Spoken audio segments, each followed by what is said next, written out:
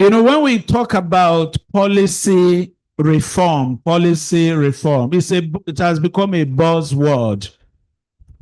You've advised us to begin to advocate for reform of a 20 years old policy framework in PPP, healthcare PPP.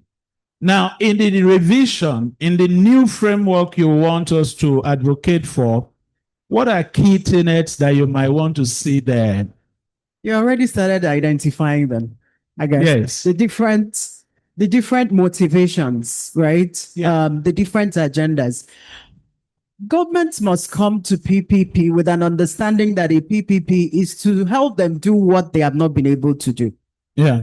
And so the incentives must be clearly set out. The incentives that are possible within such an agreement.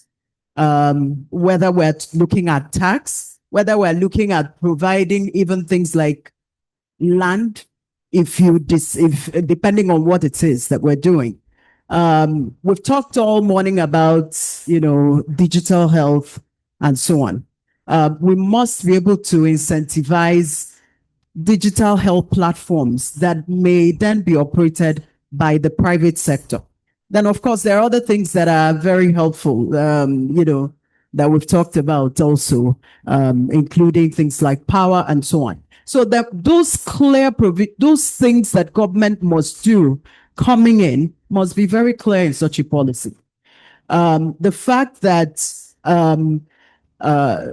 we have the private sector has to be able to make profits must be captured somewhat within that policy. If you look at the current policy that we have, it's a bit, I think you will find it's a bit, I'm trying to look for a diplomatic word, right? But let's just say that at that time, we were just coming into the mindset of a public-private partnership. So it must be clear that the private sector is there to provide a service for which they must be able to take some benefits, which must come in the form of profits. We may look at, things like time frames and duration and so on. These are things that go into matters relating to sustainability. We may look at, ensuring that we have, the legal frameworks in place. So, for example, an understanding of the legal frameworks, really, because again, when we talk about health, it was interesting what you were saying about, not doing what government is supposed to do.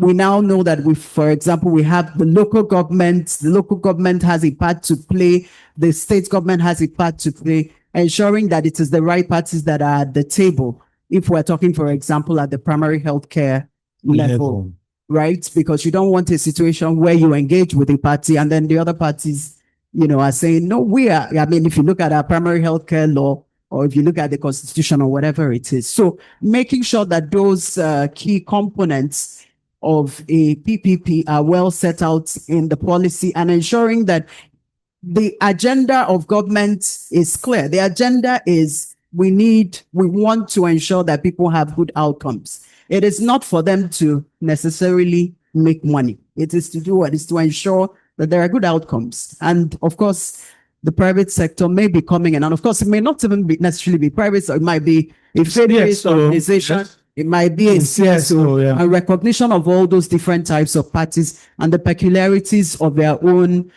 corporate governance arrangements, etc., must be clearly set out in the policy. Thank you. Yeah. Thank you, Prof.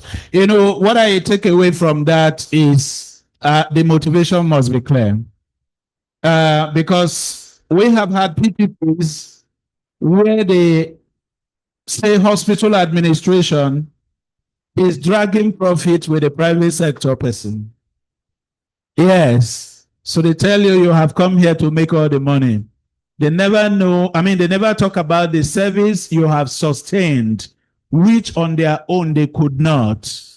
You understand? So whereas, it's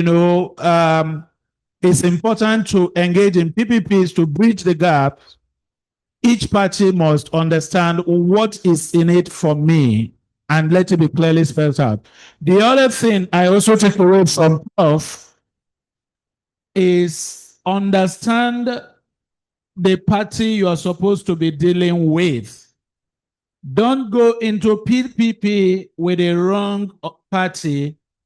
And I tell you, those things happen. You may enter a PPP with a certain CMD of a hospital who is currently, of course, the CEO of the hospital. And then his tenure finishes, and the next person tells you, sorry, I can't continue with that framework because your agreement is shallow to start with.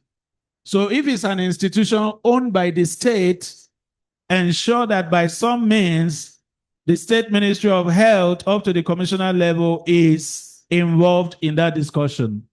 If it's an institution owned by the local government, ensure that the local government authorities are involved in the negotiation and in the agreement, so that when the next government cycle comes, you are not going to be thrown out.